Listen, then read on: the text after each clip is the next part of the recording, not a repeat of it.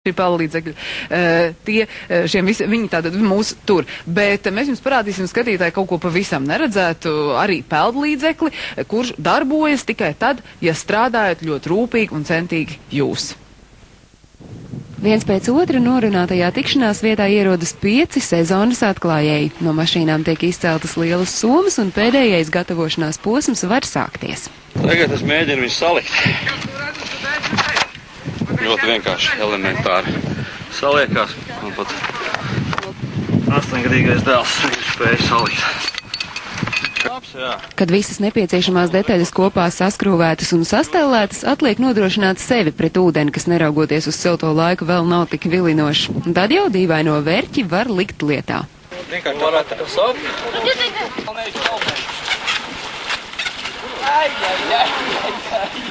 Pirmais neveiksmīgais brauciens. Atspēriens bija bišķiņ pa švaku. Draugi, starta ātrumam jābūt vismaz 8 km/h, un panākt to varot ar spēcīgu atspērienu no laipas vai laivas. Tā viszinīgi tagad stāsta Ainārs un var pat sniegt padomas, bet, kad pats mācījies, tad vienīgais palīgs bijusi informācija no interneta. Es 8 stundas nomocījos, es domāju, ka tā ierīce vienkārši nestrādā, jā. Bet pēc tam lēnā garā to visu izpīpēju, un tas ir diezgan tāda neizsakām sajūta, ja tu var kaut kādu pusmetru virs ūdens pārvietoties klusām un mierīgi, un pūles stāv krastā, un visu atkāruši žokļus, jāsaka, gadās tā kā uz lidojušo šķīvīt uz tevi. Kaut ko tādu es redzu pirmo reizi, un dīvaini, bet, es tā skatos visiem sajūsmām, visiem patīk. Tas viss tās pēc trenažiera. Kaut kas līdzīgs trenažierim, jā, bet, es domāju, es nezinu, cik tas ir viegli vai grūti. Varētu būt, tas tomēr fizisko slodzi prasa.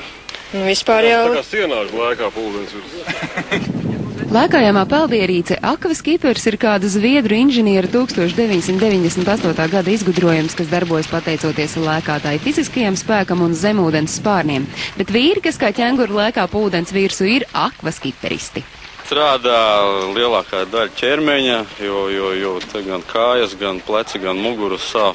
Pēc tam, kad tā riktīgi nodonda, jā. Faktiski viss ķermenis ļoti elpošana, jā, te tāpatās, teiksim, kā skrienot ir pareizi jāelpo, jā, un, kā es saku, te ir 3 vienā, te gan ir saule, gan trenažieru zāle, gan arī peldbaseins. Sākumā Aqua Skippings bija tikai vidē draudzīgs aktīvās atpūtas veids. Pamazām tas kļuvis par sporta veidu ar saviem Eiropas un pat pasaules čempionātiem. Pasaulē tāluma rekords ir 11,5 km. To ir izdarījis pats zviedru, tas izgudrotājs. Pie mums rekords ir manam dēlam kilometrs, arī Jānim. Ātrums pasaulē ir 27 km/h, mums ir 20 Latvijā.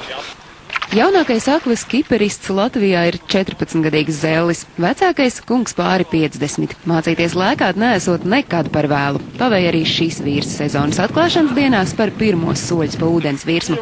Tiesa gan pagaidām lēkāšana ir tikai vīru nodarbe, taču viņi cer daļais dzimums sadūšosies un pievienosies, neraugoties uz to, ka Aqua Skipperistu sauklis ir pumpēvecīt. Agnese Drunka, Aigars Ulmanis, Bez tabu.